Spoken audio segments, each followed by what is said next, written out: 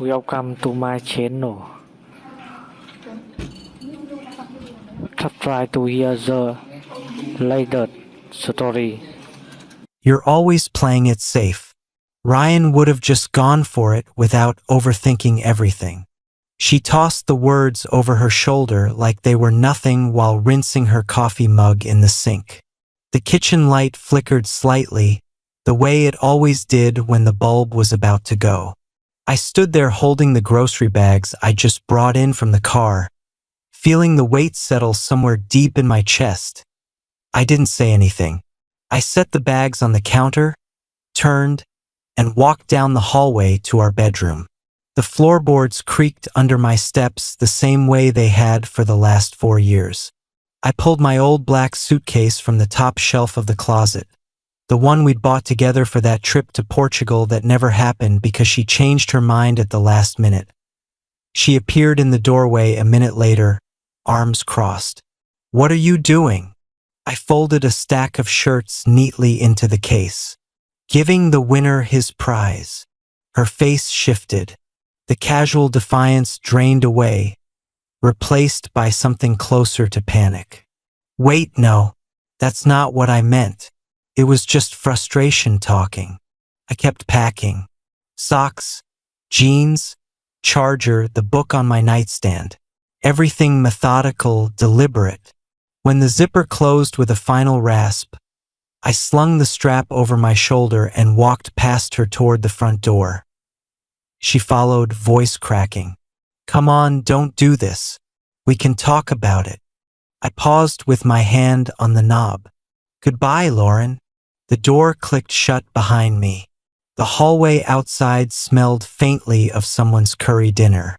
I took the stairs instead of the elevator, needing the extra minutes to breathe. That night, I checked into a roadside motel 20 minutes outside town, the kind with a neon vacancy sign that buzzed faintly. I sat on the edge of the bed in the dim orange light and stared at my phone until the screen went dark. No messages. No missed calls. Just silence. We'd been together 4.5 years. I met Lauren at the climbing gym downtown. She was fearless on the walls. Quick, confident, always pushing for the next hard route while I preferred the steady, technical climbs. I liked planning the sequence, clipping bolts carefully. She called it beautiful control. I thought we balanced each other. Early on, I was completely invested. When her freelance graphic design work dried up during the slow season, I covered our rent for months without complaint. I worked overtime at the architecture firm, brought home takeout from her favorite Thai place on rough days, stayed up late helping her rebuild her portfolio site even though I barely understood half the design software. When she got offered a full-time position at an agency across the state, 3 hours away in a bigger city with more opportunities, I didn't hesitate. I put in for a remote arrangement at my firm, found us a new apartment site unseen, handled the entire move while she finished her last freelance gigs. I left behind weekend climbing trips with my crew, the local crag I knew every hold on, the friends who'd become family over the years. I told myself it was temporary, that once she settled into the new job, we'd find new walls to climb together. There were good moments scattered through it all. Nights on the balcony of the new place, sharing a bottle of wine while she talked excitedly about upcoming projects. Mornings when she'd wake up early and make pancakes shaped like little mountains because she knew it made me laugh. Times she'd lean against me after a hard day and say I was the only person who made her feel grounded. But then there was Ryan, her ex from before we met, the one who dragged her on month-long van trips through the desert, climbing obscure routes in Utah and Nevada, living out of coolers and sleeping under stars. They broke up because he couldn't hold down a job longer than a season, because he'd disappear for days without warning, because commitment scared him. But she never quite let the memory go. It started small, a casual mention here and there. Ryan once free-soloed this crazy overhang just for fun. Or when I'd suggest a careful budget for gear, Ryan never worried about money. He just made it work. I'd let it slide. Everyone has a past. But over time, the comparisons sharpened, especially when we argued.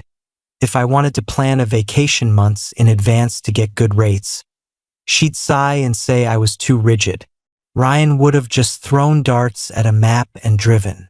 When I turned down an invitation to a loud warehouse party because I had an early site visit the next day, she called me predictable.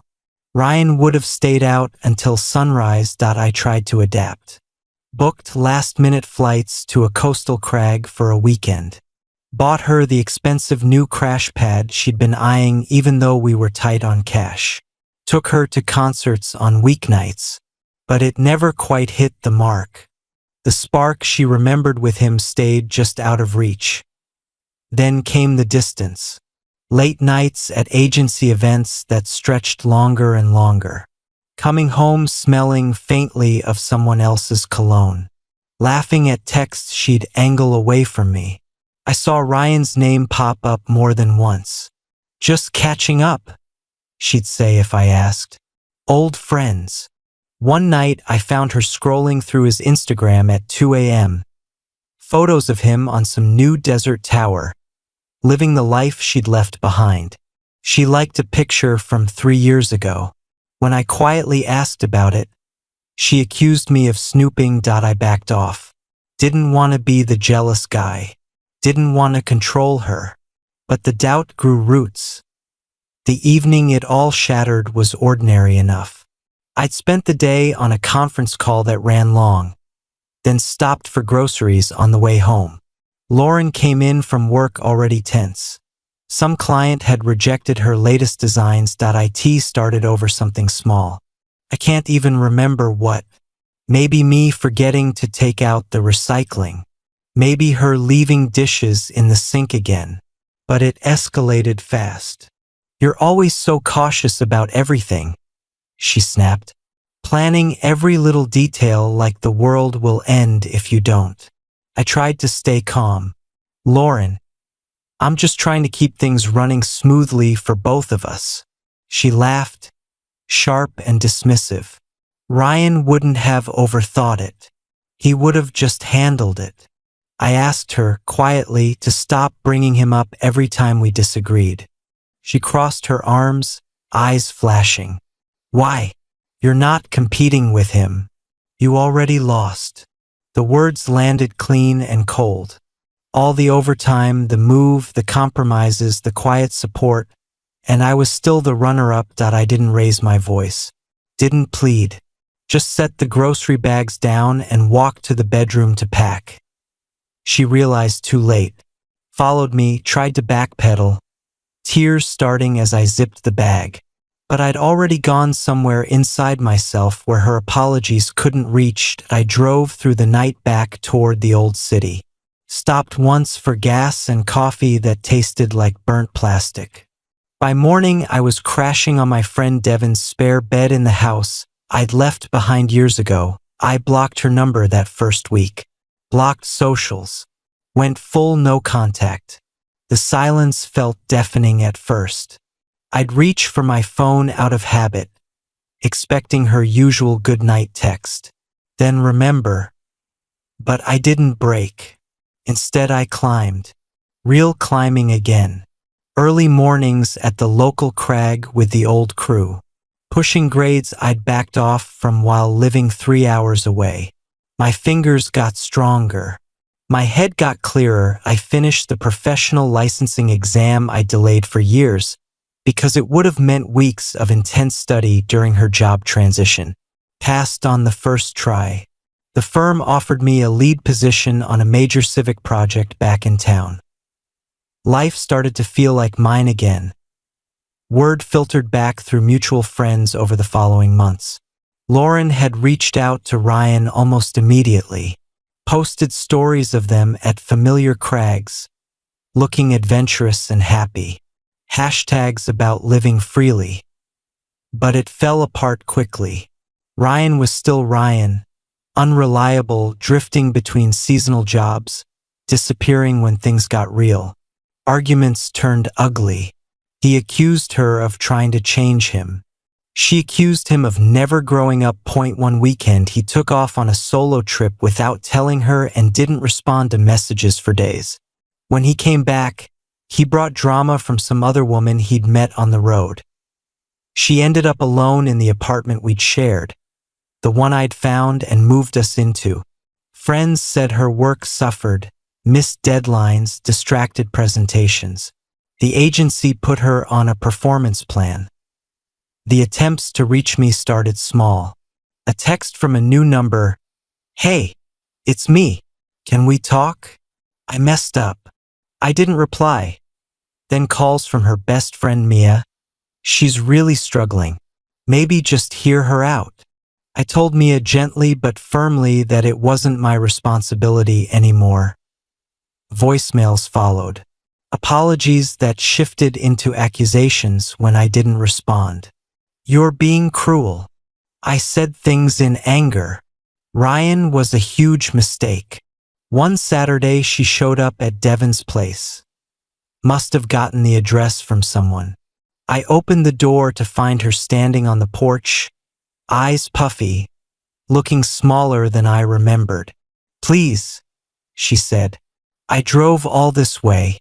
I know I hurt you." Ryan turned out exactly like before, worse even. "I see now how good we had it. How good you were." I stayed in the doorway. "You made it clear where I ranked." That wasn't true. I was confused, chasing something that wasn't real. "You're steady, kind, everything I need." The word hung there. I repeated her own line back to her quietly. "You said I wasn't competing with him, that I'd already lost." Her tears started fresh. "I didn't mean it like that." "But you did mean it," I said. "And now you've seen what winning that competition actually gets you." I closed the door.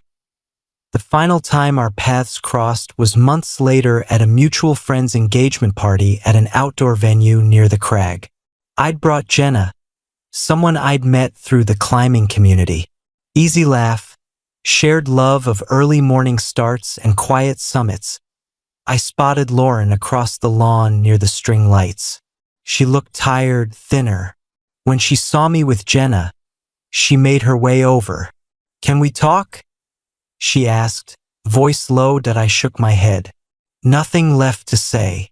She glanced at Jenna, then back at me. "I lost everything. Jobs hanging by a thread. Friends are distant. Ryan completely ghosted after using me for a place to crash. I know I deserve it, but I miss what we had. I miss you." Jenna's hand rested lightly on my arm. I felt grounded. "You didn't miss me," I said. "You missed the safety, the stability, the person who rearranged his life so you could chase whatever felt exciting in the moment." Her eyes filled again.